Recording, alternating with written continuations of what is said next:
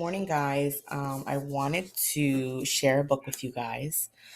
It's a book called Clean Getaway by Nick Stone. I'm going to read the book jacket, and then I'm going to share the first chapter with you guys today.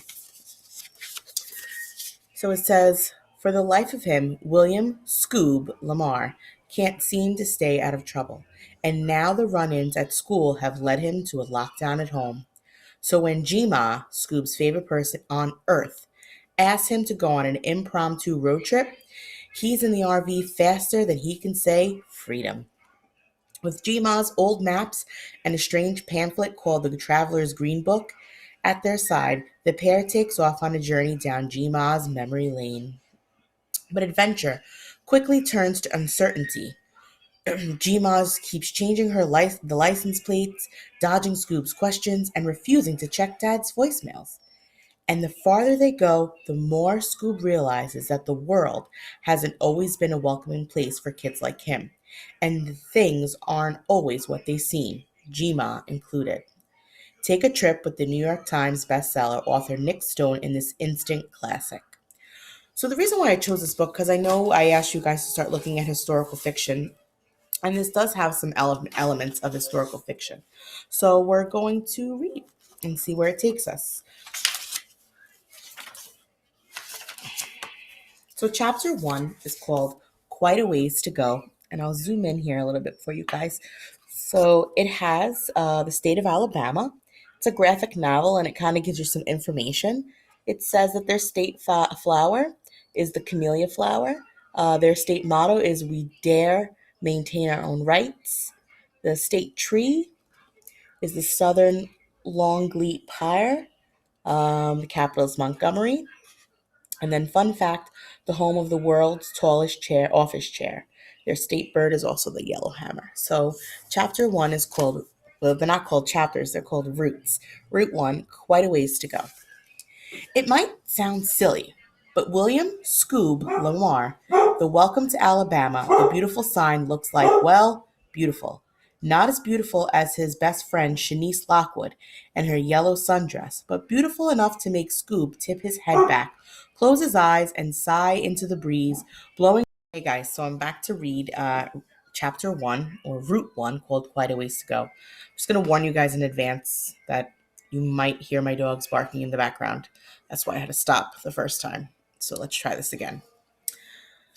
It might sound silly, but William Scoob Lamar, the Welcome to Alabama, the beautiful sign, well, beautiful, not as beautiful as his best friend, Shanice Lockwood in her yellow sundress, but beautiful enough to make Scoob tip his head back, close his eyes, and sigh into the breeze, blowing through the open passenger side window of Gma's Winnebago. Exhale, Dad's lockdown. Inhale, the sweet fragrance of freedom, which smells like pine mixed with a little bit of truck exhaust. You all right over there, Scooby-Doo? Gma says from the driver's seat. She propped up on a gingham-covered foam wedge she uses to see over the steering wheel. Pale, polka-dotted little hands perfectly positioned at 10 and 2. She's only 4'11", Gma. Hearing his full nickname makes Scoob cringe. Gma gave it to him when he was 5 years old and obsessed with an old cartoon he used to watch at her house about a dog who liked to solve mysteries. Gma thought it was just too adorable that he couldn't pronounce Scooby-Doo. And because Shanice was Gma's neighbor, she picked up on the nickname and started using it at school. So it stuck. Well, the Scoob part did, which is fine. Kinda cool even. Scooby-Doo, though?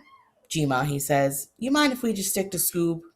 The rest is a little, babyish, no offense. He adds, oh, none taken, Gma says. My apologies, Mr. Scoob. I mean, you can drop the Mr. too, Scoops goes on. This makes Gma laugh, which makes Scoob smile.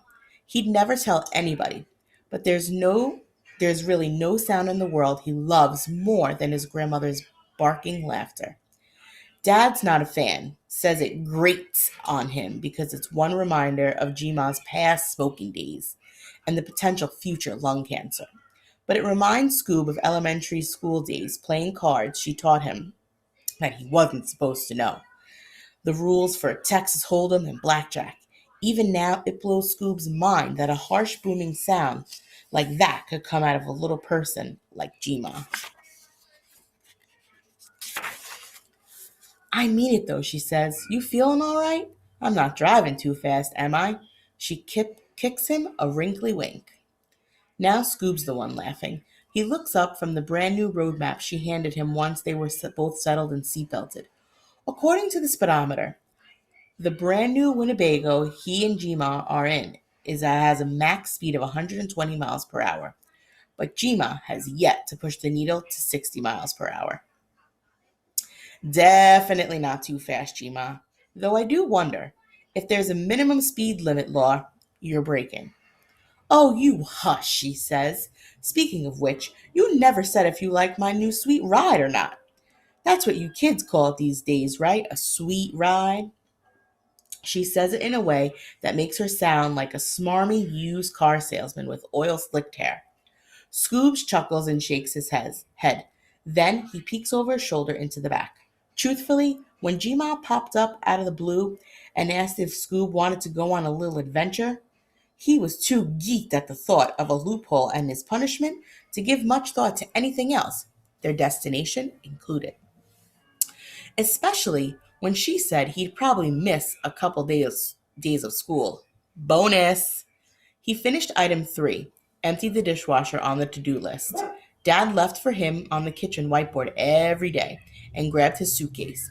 Then, after scribbling Dad a quick note about being with Gma for the night, Scoob hightailed it out of the house as fast as off-brand, sneaker-clad would ever carry him.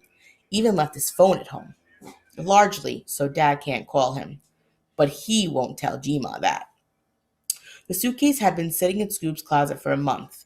Dad promised Scoob a trip to St. Simon's Island this year.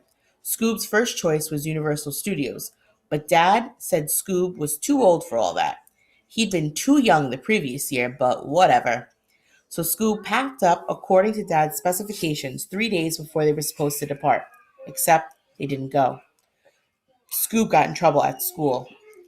And voila, trips canceled. Lockdown commenced. Spring break ruined before it could begin. Scoob hadn't been able to bring himself to unpack the bag, so he hid it. Now he can see it sitting on the seat of the dining booth in Grandma's new sweet ride. Scoob was in such a rush to get out, it didn't fully click that he and Gma weren't in the Mini Cooper until she asked him to get out of his seat while the vehicle was still in motion and grab a GPS from the fridge. That's Grandma's protein shake, otherwise known as Ensure. Fridge, Scoob thought, light bulb slowly illuminating. That's when he looked behind him for the first time. He almost choked on the gum that shot down his throat when he gasped. Ain't he handsome, Gma said, smacking the dashboard twice. Brand spanking new. This fella, I decided to call him Senior after your late grandfather. He and I had a Winnebago back in the day before your dad was born, and your G-Pop? She paused. Then, anyway, I ain't getting any younger. Sold my house and bought this baby. You sold your house? Scoob said, stunned. Sure did. Fetched a pretty penny for it, too. God bless home equity and hipsters looking to revitalize or whatever the heck they're calling it. Wow. Was there anything else he could have said? She sold her house. Well, you're going to get me a GPS or not? Scoop gulped, removed his seatbelt, and made his way to the back. Dad would have breathed fire and shot smoke out of his ears if he'd been around to see. As he opened the real fridge with the separate freezer, Gma gave him a rundown of the senior's features. You see those lights above your head? Scoob looked up. Yeah, those are LEDs, she said. Real state of the art. There's also a microwave, 2-burner cooktop, and 2 Ultra HD TVs where you can watch anything. Rated PG-13 or lower, that is. Gma pushed on. Bathrooms there to the left of the mini pantry got a flushing toilet and a shower. And that dining booth you see there doubles as a bed. And speaking of beds, there's one in the rear for me and one for you right above the cab here. There's a window up there and everything, kiddo. Scoob could hear the proud smile in her voice, which made him smile too, despite the fact that she called him kiddo. As he grabbed the drink for Gma and saw that the fridge was fully stocked, Scoob realized he'd never again play on the old tire swing in Gma's backyard, or kick back on the old window seat in the attic but with his favorite book. When it hit him that this bizarre truck that contained everything a person needs to live, this thing was now Gma's house? Creepy. Gma's fingers do a tap dance on the steering wheel, pulling him back into the present, and he takes a deep breath and lets his eyes continue to roam around him at the open space behind him. It's so weird to him that if he's has to pee, all he's got to do is walk like 15 feet to that little bathroom. And it flushes? Where does that stuff even go? It's not like they're connected to a sewer. And what about the dirty dish and the shower water? Jima's house had one of those old school bathtubs with fancy metal feet, and Scoob secretly loved to get in it with one or two lemon-sized lemon-sized balls Gma would buy that fizz up like Alka-Seltzer, and they turn the bath all wild colors, pop, fizz, and the water would be blue and kind of shimmery, like taking a soak in a galaxy. This RV doesn't have a tub, so no more galaxy baths. His gaze catches on the kitchenette thing, and he faces forward, which just adds to his sadness. He can't imagine Gma making her blue ribbon winning cast iron French toast, first pan toasted, then baked in the pan for a few minutes for extra crispiness on the outside, on that rinky dink cooktop thingy. No more sweet Arnold Palmer's on the porch swing, no more reading in front of the fire. In all honesty, the RV gives Scoob the willies. But of course, he can't tell Gma that. Now, when she's so excited about it, well, she says, taking off her baby blue eyes off the road to look at him a second. Second only to Shanice's honey brown ones, Gma's got the prettiest eyes Scoob's ever seen. What do you think, kiddo? Scoob traces the handle of his door and gulps down his true feelings. I think it's great, Gma, he says with forced enthusiasm.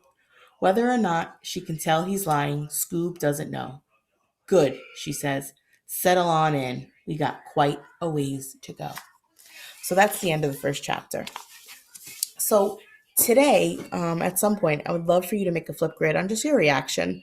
What are you thinking about Scoob and his relationship with his grandma? I'm going to make a flip grid a little bit later and tell you guys what I think about it so far. But pretty interesting. And we'll see you next time to learn a little bit more in chapter 2. Have a good day. Bye.